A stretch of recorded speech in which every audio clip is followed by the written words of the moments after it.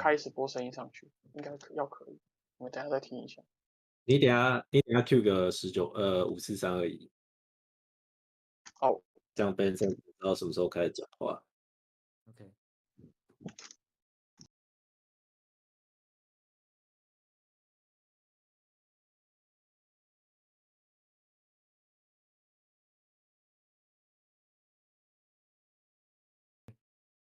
Okay, welcome to our AMA session of PyCon APAC 2022. And we are the member of PyCon Taiwan community. And since PyCon Taiwan has taken over the mission to host PyCon APAC this year, so we have many different plans to promote our event. And so AMA is one of them. And so today we are going to host this event to share some information and tips with anyone that is interested in becoming a PyCon speaker in PyCon APAC this year. Before we get started, let me introduce about AMA. And AMA is abbreviated from Ask Me Anything. And our marketing team has proposed this idea to host this event that before the deadline of CfP. So this is to help answering the questions with anyone that are interested in submitting their work, and as a way to collect more proposals from the entire APAC area. And if the result of this AMA is not so bad, we may consider organizing another AMA session for our future events. Okay, so let me give you a quick brief information about CFP. And we have the CFP has been started since this month, and we have two types of proposals that you can submit. We have talk and tutorial, and the talk will be either 15, 30 minutes or 45 minutes, and it can be spoken in any language, and we will be pre-recorded. And tutorial is longer events that will happen in parallel with the conference. So the rest is the same with talk. And you may wondering what topics may be accepted. And well, the answer is that we are not limited to any certain type of topics. As long as your proposals is related to Python, then you can submit to our CFP. Okay. And there are two major reviewing step in this proposal review procedure. We have two round of review, and the first round we will spend 2 to 3 weeks for to give reviewers to rate and give feedbacks on your proposal based on your content. And the proposal will stay anonymous during this stage. And after that, you may have 1 to 2 weeks to modify your proposals based on the feedback given by reviewers. And the next review will the reviewers will rewrite your modified proposal. Okay, so here are the important dates. The CFP has been started since this month, and the submission deadline will be at April 15 anywhere on Earth, and the agenda announcement will be on June 12. And so at this point, you may already know that if your proposal has been selected or not. And our conference will be held on September 3rd and September 4th. And so more information can be found on our official website. And for in later session, I will introduce you our reviewers for many that have many years of experience in reviewing proposals to answer more questions for you. Okay. And if you want to ask question during the event, we have several channels for you. Uh, mm, we have YouTube, Facebook live streaming, and you can leave your questions in the chat, and we will have people to put those question in the Slido for me, that we can directly see the question in the Slido.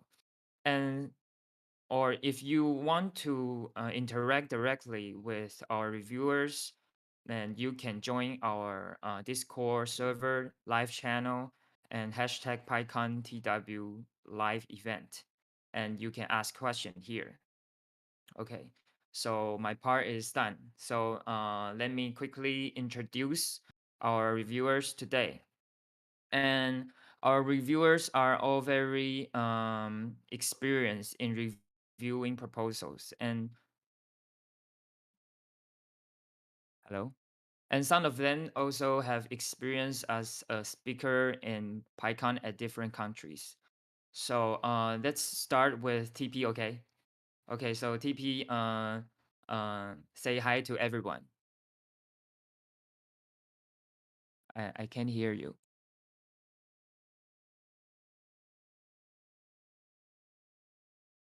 Um, Okay. sorry, TP. Hey. Yeah. Okay. Okay. Yep. Say hi to Hear me? everyone. Hi, I'm TP. I thought Okay. I thought you would introduce us from left to right, so I was kind of Okay. unprepared. Oh, I'm sorry. So TP, you have been working on open source project Apache Airflow, right? Yeah. Yes, kind of. As Yeah. and Yeah.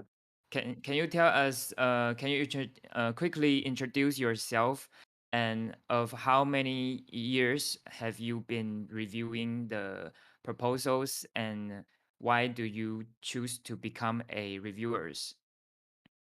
Okay. So introduction.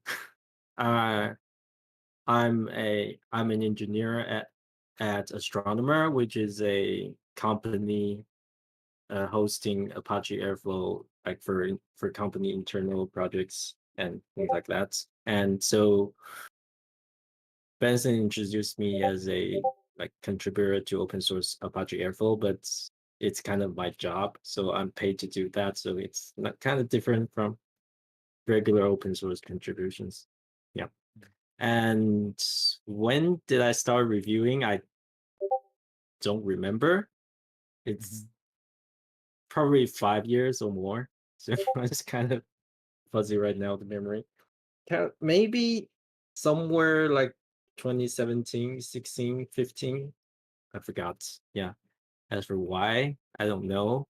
So the current review system was laid down by a past contributor of PyCon Taiwan, and I was involved in the programming committee at the time, so I just got invited to the initial version to like test the system out. Yep. That's it. Okay, so you have contributed to the system and is now uh, constantly helping to maintain this system, and also help in review the proposals. Yeah. Okay. Okay, thank you. Okay, so let's jump to next reviewer. Okay, so Ty, can you introduce yourself? Of how many years you've been you become a proposal reviewer, and why do you join this? Why do you become a reviewer? Hi, I'm Ty. If I remember correctly, I participated the reviewer committee maybe 5 years ago, but I was not very active at the very beginning until maybe 1 or 2 years later. Yeah, so I actively participated to review the proposals 4 years ago. since 4 years ago until now. And why did I want to do this? Because it's fun. I can learn a lot of, and I from the proposal submitters, and also I can have a sneak peek of what proposal we may have in the conference later. So for fun. So you enjoy being one of the review committee, and that you may have the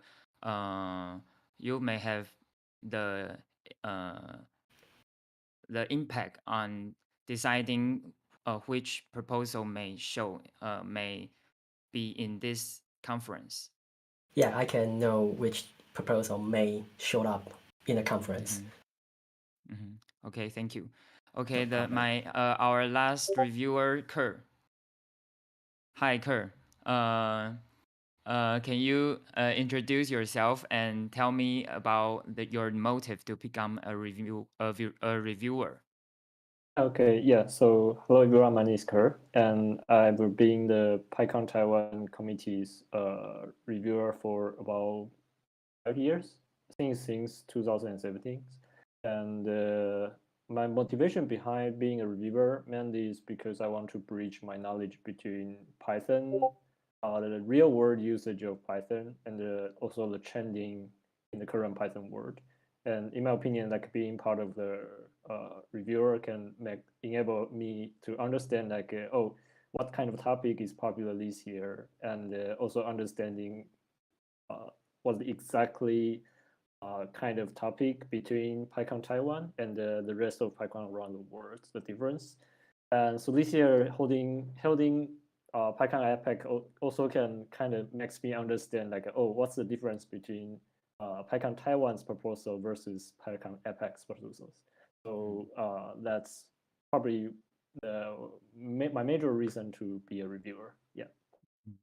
I remember Kerr had been selected as a best speaker in PyCon APAC last year.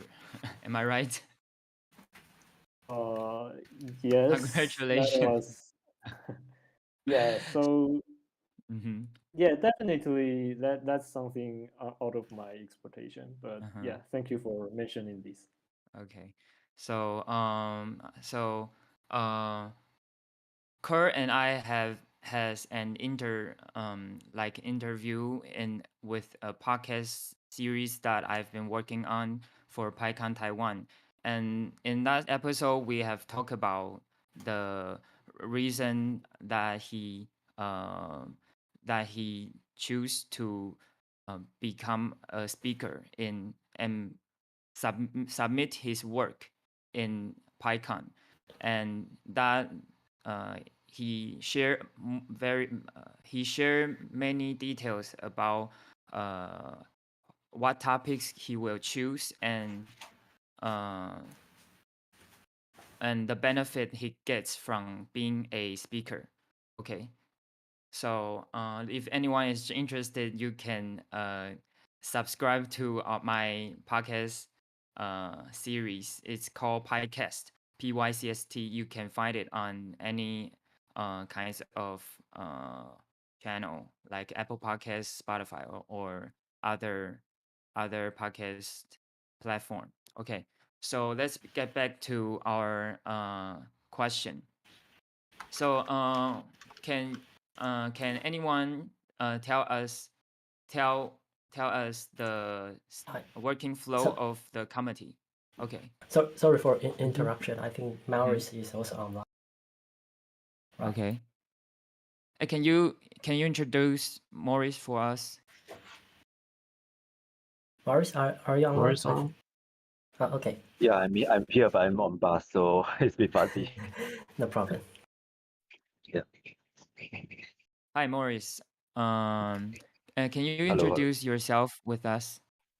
Okay. Actually, I've been working with PyCon APAC for probably a long time, because back in Singapore in 2009 we started PyCon APAC, and that was the first one. So I've kind of been a reviewer since lah. Yeah, that's the gist of it. Okay. Okay, thank you. Okay, so there is a question that I want to ask first. Is that what's the working flow of the reviewer committee? And so if TP can tell us about Yeah. the working flow.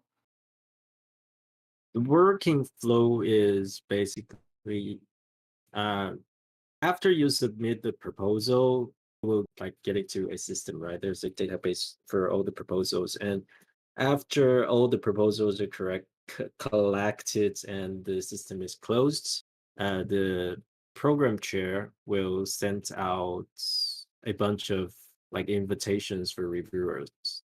So it's like, hey, would you like to become a reviewer? And if you do, this is where you can find all the proposals.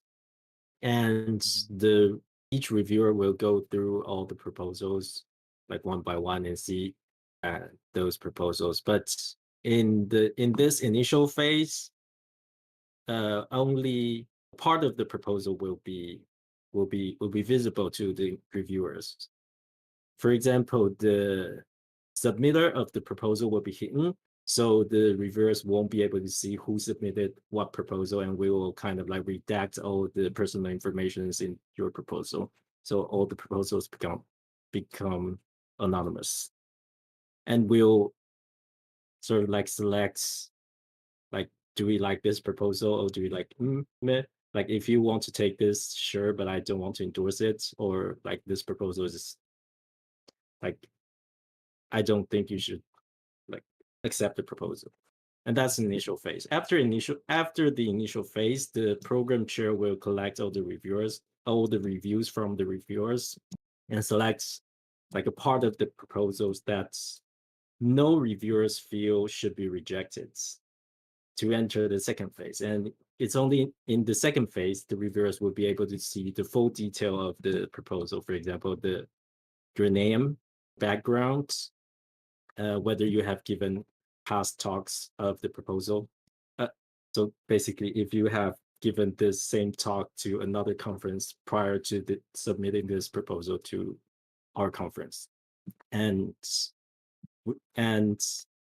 the reviewer will go through the same process again to like refine our review and probably communicate to the submitter to improve the proposal. After this second phase, the program chair will like end the review and select the top proposals to accept. Yeah, that's basically the workflow. And for each round, the reviewer will probably like see what each proposal item or structured, maybe.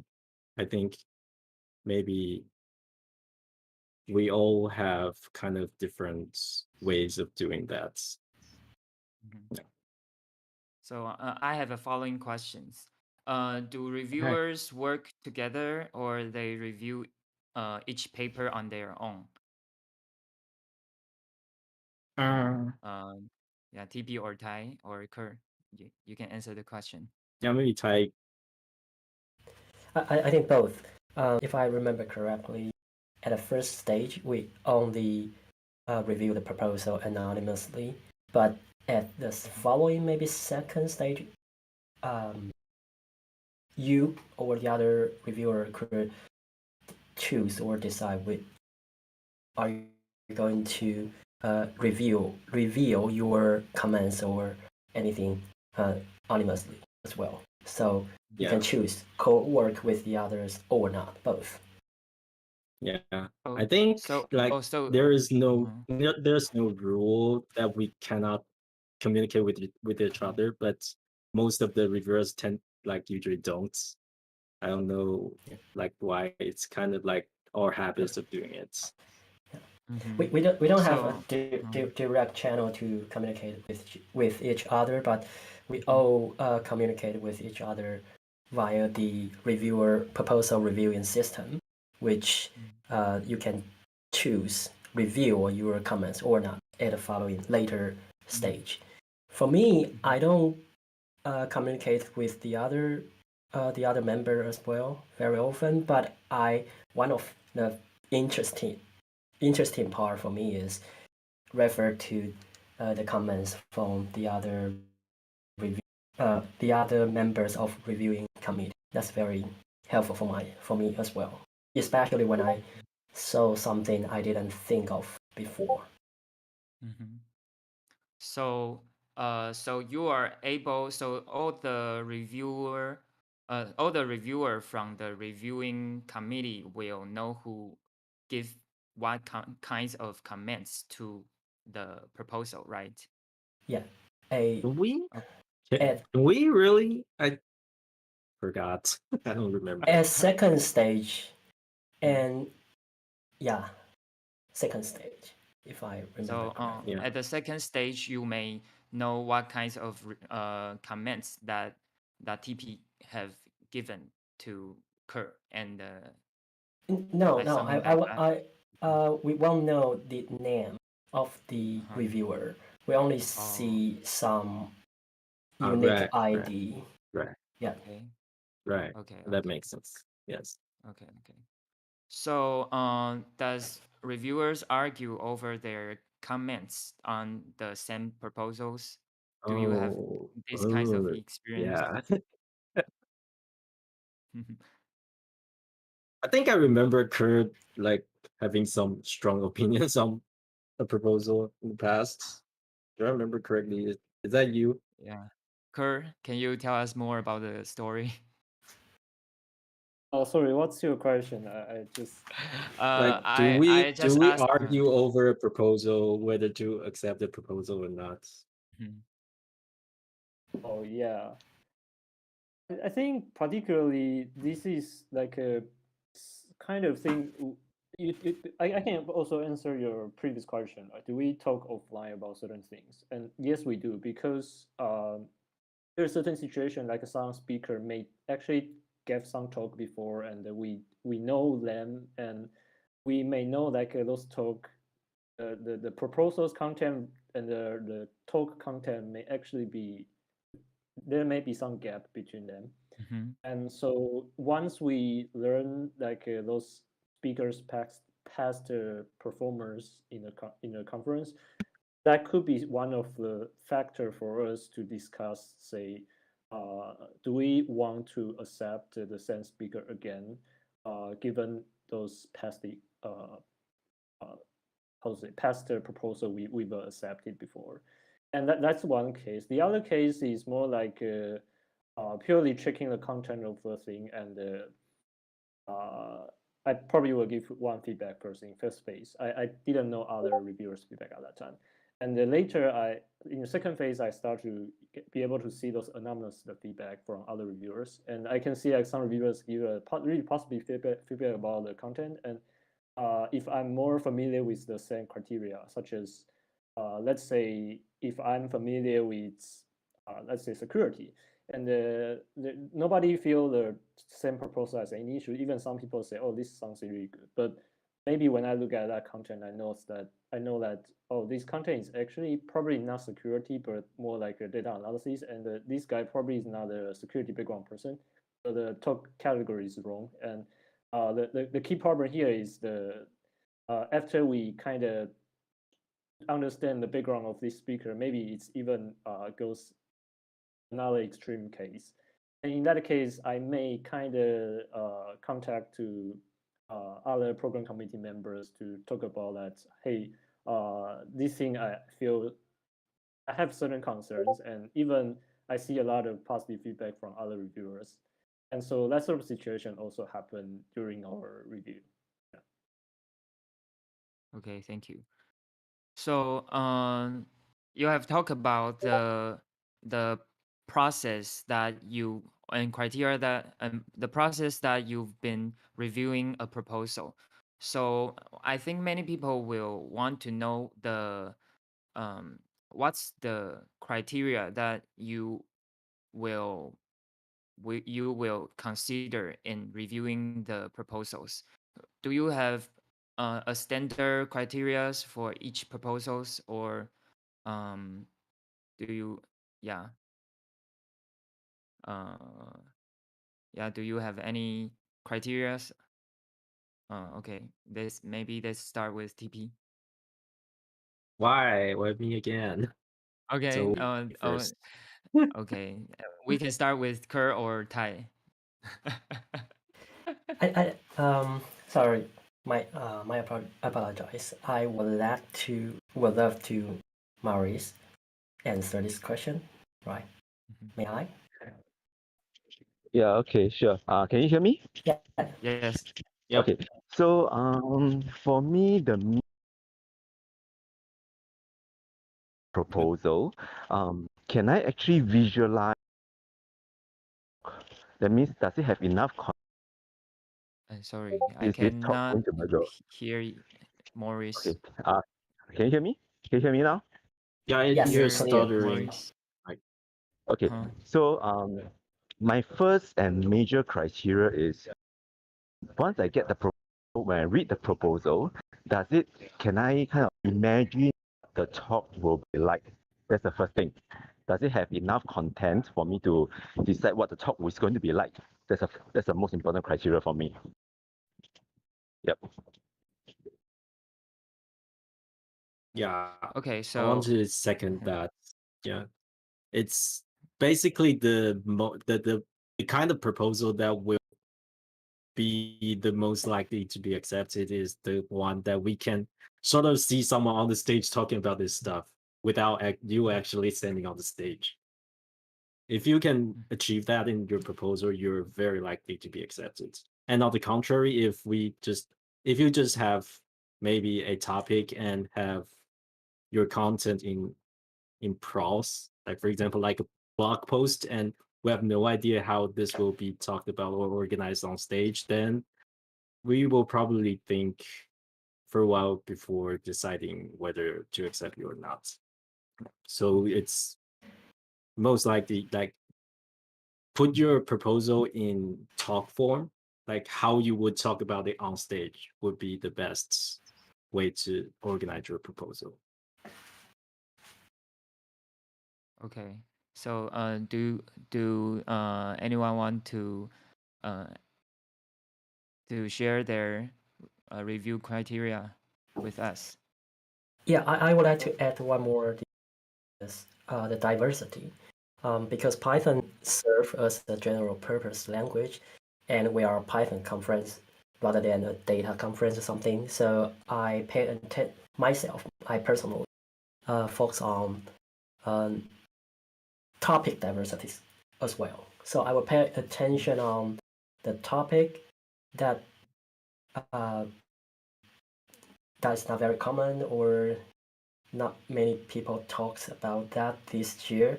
So I will try to pick up topics like that in case people are too focusing on, for example, AI machine learning this year, and I don't want. I personally don't want that happen too much. So diversity. So it's I want better to add that one thing. okay. Sorry, let me add one thing, not yet talked by others. So my personal criteria is simple: is why this proposal need to be in PyCon, and why this year. That's two questions. Just basically, if your proposal can answer these two questions, likely it's will highly be selected because you understand why this talk is not in other conference. That may likely be the content is related to Python, or the content is updated, and at least in certain part of the content is related to Python. And the other thing is why need to be in this year? It's also because, okay, right now, if you go to engine and search your video, search a certain topic with a video resource, you can find a lot of them. And so the question here is like, okay, so you want to talk about one topic, but if that topic is already there, and then the question is, what's the difference between the topic in there versus your topic? The situation actually goes more extreme during the pandemic because the conference goes online, and those online resources is getting more not really touch the people in person.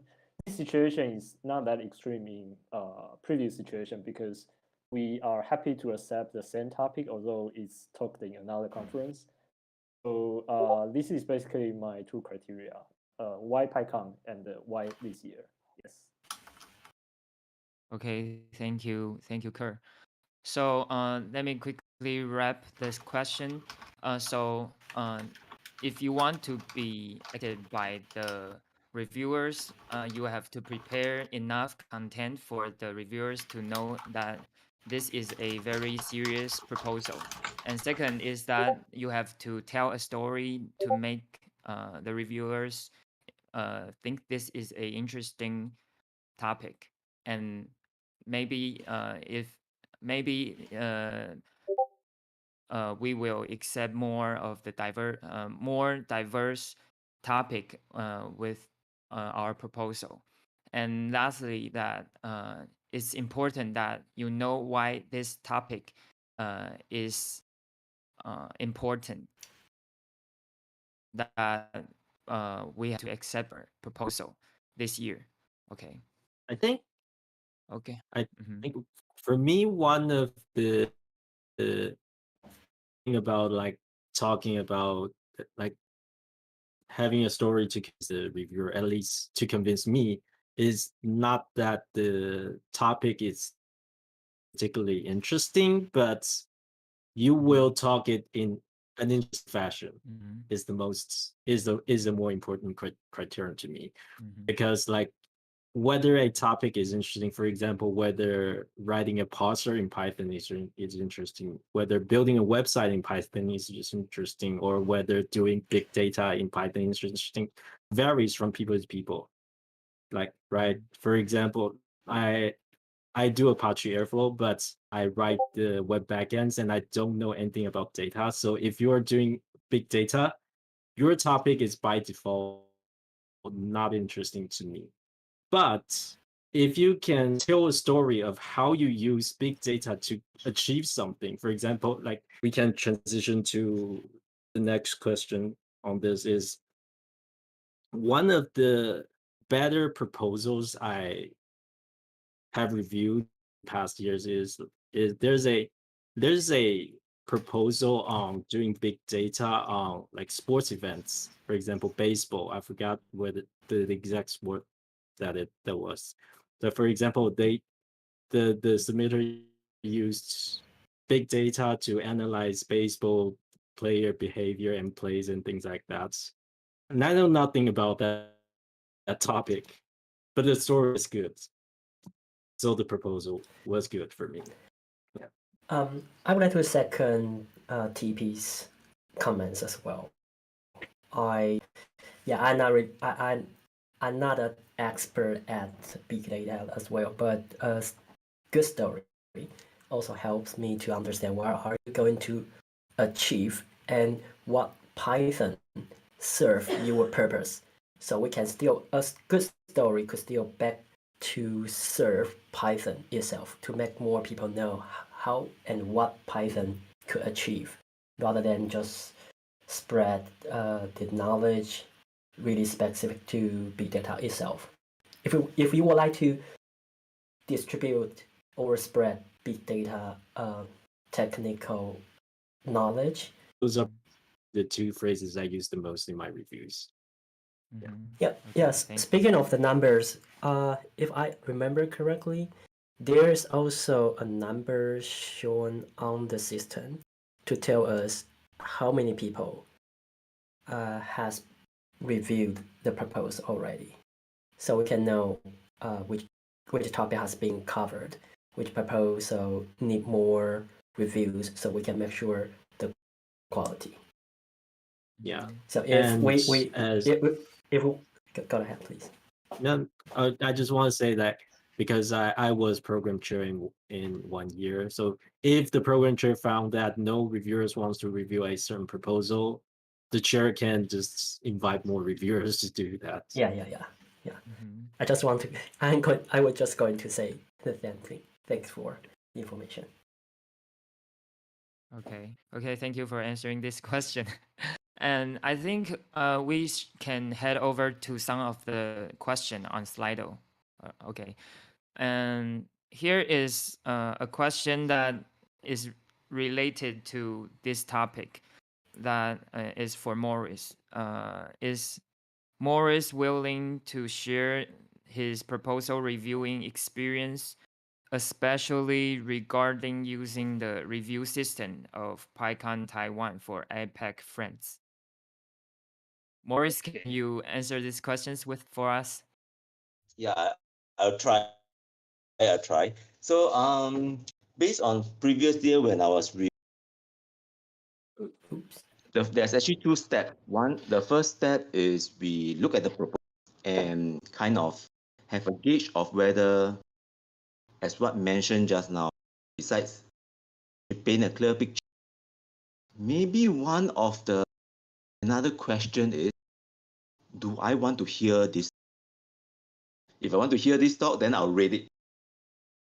I mean, that's the kind of thing that we have. So, which means that my tips for anyone who want to write a proposal and see whether does your friend want to hear your talk. That's the first thing. You have to pass your friend first. Then, I think the review process is gentle, so I wouldn't say that it's very harsh compared with the first year. Yeah, it's more gentle these days. Yeah. So I think that is is whether do I want to hear the topic? Yeah, Yes. I think Morris talk about being more gentle these days. I think that really happens a lot these days in like various Python communities. We are generally becoming more gentle these days. Yeah. Okay, thank you, Maurice and TP. I'm sorry, my AirPods is weird. I didn't hear Maurice. Yeah, Maurice is a answer. bit choppy for me as well. So Yeah. Probably the connection has some issues. Yeah. Okay. That's just Okay. So thanks for Maurice for answering these questions for us. Okay. So I think we can start with some question on the top. The first question is, could I ask a question in Mandarin? 我可以用中 I 文 think 问 it's 题 a 吗？ bit late. It's a bit late to answer this, but the answer is yes. Yes. If anyone here want to ask question in Mandarin, feel free to open your voice channel. Okay.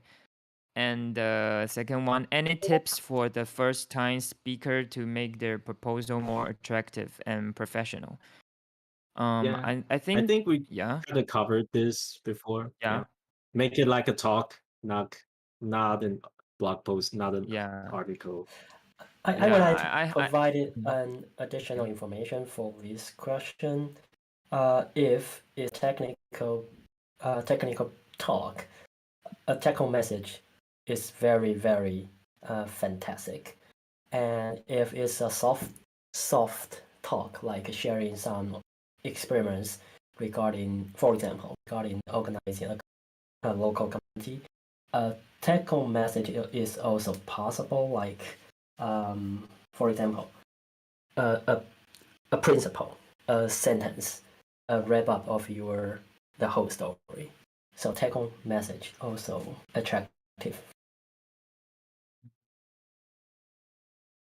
For technical one, it could be the GitHub.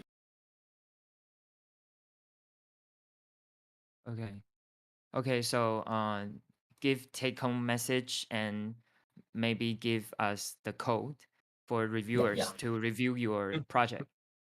Yeah. Okay. And make your target audience clear. Yeah. Right? I feel like someone is going to say something. No, I hear someone is I laughing. was just going to say like Kerr feels like he wants to say something. Okay. Okay.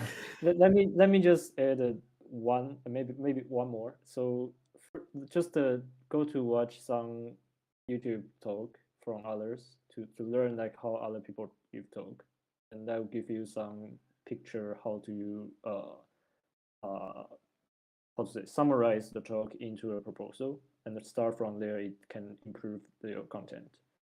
And the second thing I do hope, but not necessary, is you can add this information. Say I'm the first time speaker into your background self introduction. And when we see that in the second phase, for me, it's a positive signal. Maybe it's not for others, but for me, it's like I feel PyCon should always have new speakers. So if you are new, definitely I will take a look more and maybe give you more suggestion how to improve the proposal, even though it's not accepted. So yeah. Right. So I if you almost are forgot, the like, Mhm. yeah, a few Okay. years ago, we wanted to do a first time submitter workshop. So if you have never submitted a proposal, we do a workshop to help you improve the proposal, but we never really ended up doing that. But we can still like help you on a person-to-person basis, right? If you don't know what to do, we can teach you, right? But Here's if you actually one important thing I would say. I don't know other cons, but I think this is very unique in our system. Is we provide feedback to the proposals submitter. So other conference, in my experience, is they either just tell me you got accepted or you are rejected.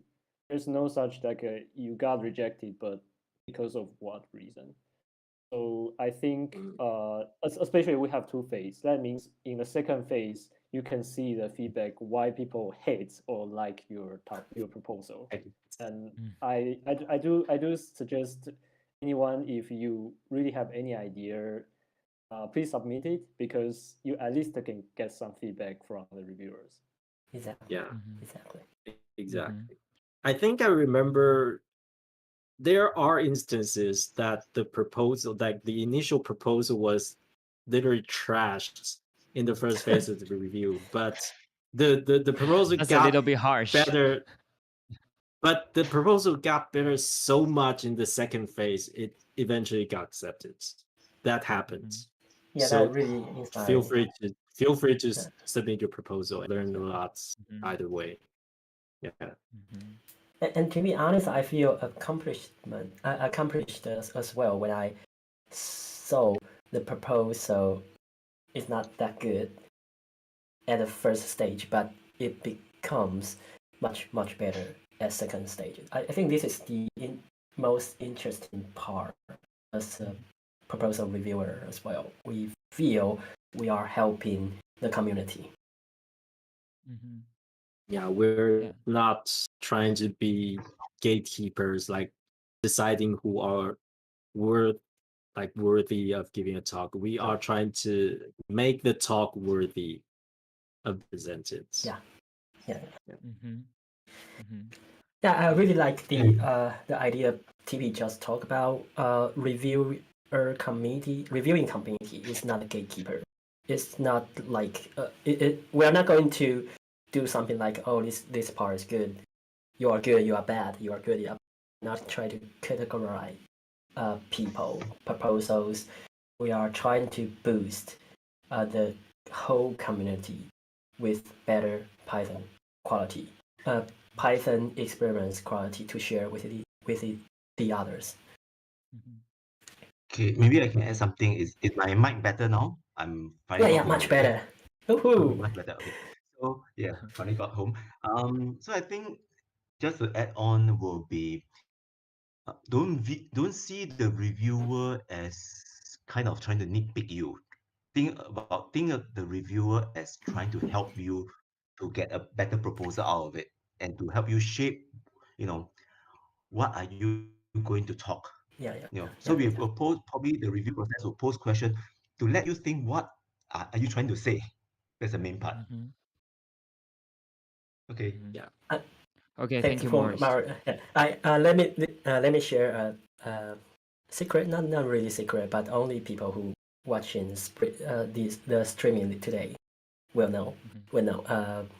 If I understand correctly, the program team of the organizing PyCon Taiwan organizing team will review the member of the reviewing committee as well to see who is more willing to help the others, who is simply deconstructive, get used to offering these constructive comments, and or sometimes too nitpicking. Then we will consider the program committee will consider not invite him or she next year.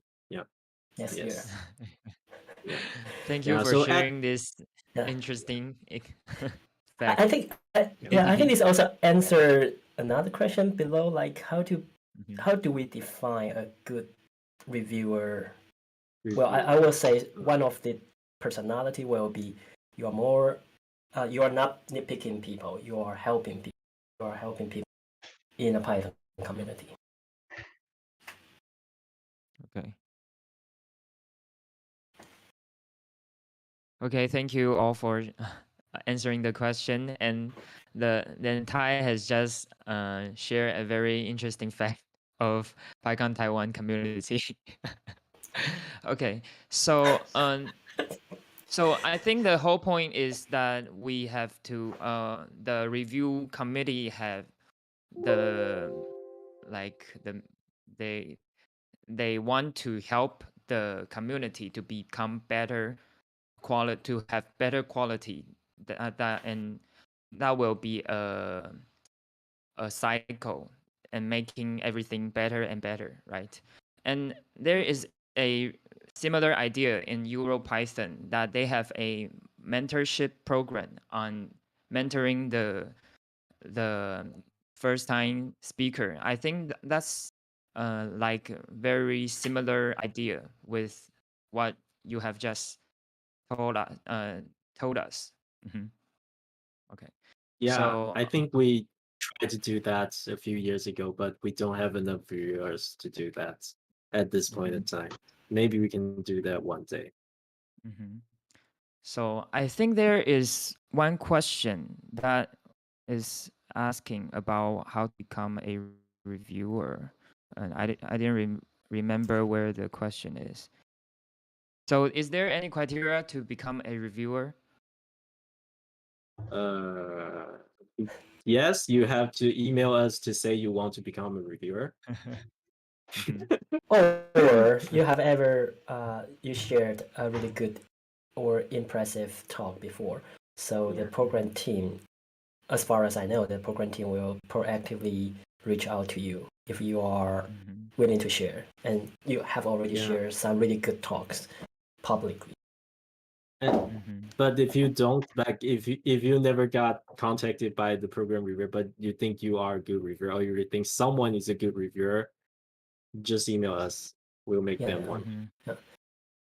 The program team does not reach out to you because the volunteer, as far as I know, the volunteer pool manpower is kind of limited. There are only few volunteers working on this, so it doesn't mean you are not good. It doesn't mean you are not good. It just means they have limited resources to reach out to you yet.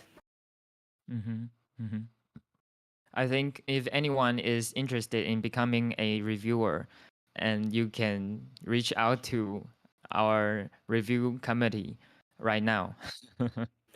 Okay. Yeah, just leave a message in Discord. Yeah, Discord or email. Yeah. Okay, let's get back to our top questions. Okay, this question has been answered. And could you share some do and do not when submitting a proposal? I think you have shared some do's, and you have some do not to share with for this question. I may probably share a harsh example, and do not sell your product. We can tell. We definitely can tell we encourage everyone to promote the project you have achieved, but do not simply try to sell something without it. It is the mindset is very important. We can tell you are simply trying to share in something really good to the others, or you are not. You are trying to gaining something from the others. I feel like I can tell that. I'm not sure what the other thinks. I think there's a Yeah. word for that, informaticos. I think it's a word, right? It's like kind of like those TV programs, like they feel like they are kind of sharing some information, but in the end, they're just trying to sell the products.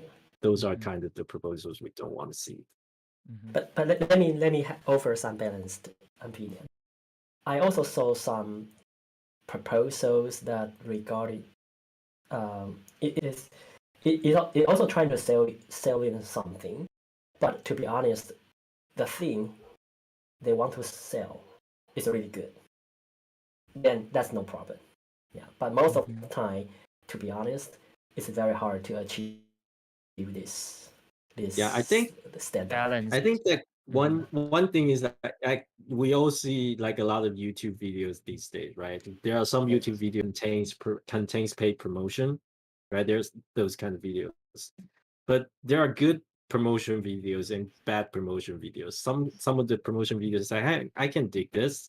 Like I know he's trying to sell me something, but I'm still happy to watch this video. Those are the kind of performance we are looking for. Even if it's okay if you want to sell something, we all need to like put dinner on the table, but it's how we do it. Okay, so do you have any is there any possibility that you put somebody in a blacklist after they do something with anything?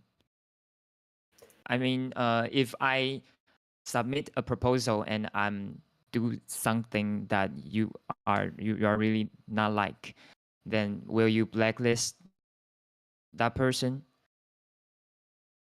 I don't have a blacklist, but I know some reviewers do. Let's put it that way. I don't have this kind of blacklists as well. Well, the reason is quite straightforward because maintaining a blacklist is not very easy for me. So, but but I can tell immediately this is a good or not that good proposal. Yeah, in terms of blacklist, I don't have one, but like in some proposal, I would see reviews like this person did this like in this year, like in 2018. So maybe we don't want to like. So I know they maintain some sort of list, but I don't have one. But some people do, and like we communicate with each other. Like reviewers talk to each other. So and to be honest, Google knows. I used to Google in some topics. When I was reviewing, I get used to Googling the similar topic only. So Google knows a lot of things. Okay. If So I can I add think to Kurt that point, has okay. if I add to that point, I think the biggest no is if there's no turn up, then people will not remember. Yeah. You know, it doesn't put anyone in good light, and the organizing committee at that day will have to figure out, okay, where on earth this speaker is, kind of thing. And we realize that this speaker is not there, then we have to shift the schedule and all this. Yes, after one, or especially if it is sadly if it's from the same institute, then we're a bit more worried about it the next round. Yeah. So that happens as well. Yeah, that happened. Okay, so it's better not to do these bad things if you want to be selected as a speaker. If there's any reason that the speaker cannot come, then it is always better to email or let the organizing committee know even the morning of the day itself. You know, the last, Yeah. I mean, to me, is the last thing is me trying to hunt for where on earth are my speakers. Right. Yep. Right. Yeah. Mm-hmm. That's the worst thing. Yeah. Okay, so next question. Could you share one of the best proposal you ever review and why it catch your eyes? Maybe Kerr? I feel like Kerr is probably the best candidate to answer this question because he got the best proposal last year. Proposal? No, that's speaker. But yeah, for this question, I think I would say it's a bit contradict to I would say the proposal that can earn points from me, I thought. But the best proposal I've ever think, I would say, not only one, but most of the proposal I 100% feel is nice. It's because, again, it's updated. I am in that area. I understand this topic is updated. And secondly, is comprehensive. And comprehensive here means that there's an outline section, and the proposal likely filled all the details plus the uh, time estimation on each detail. And that for me is, I would say, generally you don't need to do that detailed proposal, but if you do that and if you really assured what you plan to talk, that will definitely, I would say, be top of the top. And yeah, I think that's the simple answer for this question. Yeah. Okay, thank you. And I think we only have one answer for this question because I we're want to running hear. out of time. Okay. I want to hear about Maurice's experience. Like, Okay. what's Maurice, can the you share your proposal that Maurice? experience About what? Okay. about About the So, best what proposal? is okay, there the a best proposal that proposal you are is most interested? I cannot pick up something in my mind, but I think the proposal that tends to strike me is in fact at least there was one or two proposals that I've been through. It was clear enough exactly what the speaker is talking. So even they'll put down this is almost like the header of your PowerPoint slide. So he will even put down what it is, how many minutes am I going to talk for. So you have a like 6 or 7 points, and then you can literally just know what he's trying to say. You know, just by that alone. In fact, it, I think that's the best proposal I've seen so far. Which means that he actually have a talk in mind before he writes the proposal, and not the other way around. Yeah. Okay.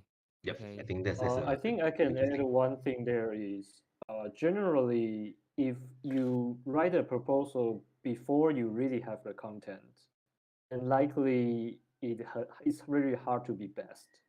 But then if you already have the content, you just try to summarize the content into a proposal. That generally, I mean, as a reviewer, we understand it. So that's kind of tip as well. Actually, I can Okay. add on. I think one of the talks that is that we went through that's actually very good because the talk is put in simply because the person who is supposed to talk never come. Okay, so this guy was giving a talk on the what the 10 security pitfalls in Django or something like that, and he has given this talk before.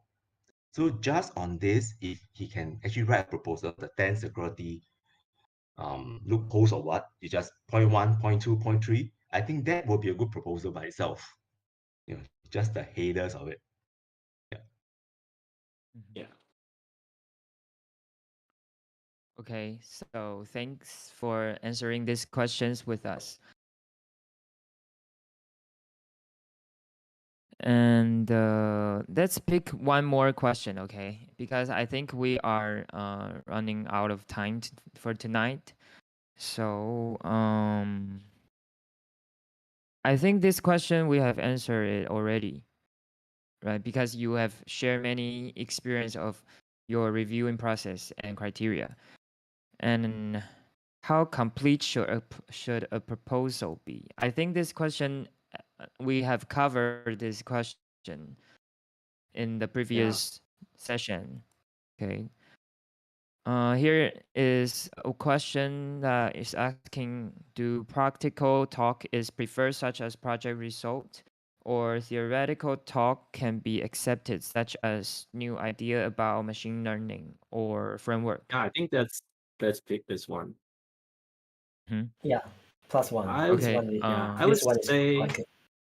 yeah. Go I ahead. would say a practical proposal would be preferred, but theoretical proposal are still needed. Like we need a balance in the conference, so we need both. But if we have both, then we probably would prefer practical ones. That'll be my answer. I want to mention the practical. I would say the truth is, if you are a nobody, practical talk is preferred. But if you are a big figure in the community, then definitely it's the Right. theoretical talk. Yeah, I think it's less about whether you are known or not, but more about like if you want to give a theoretical talk, make sure you know what you're talking about.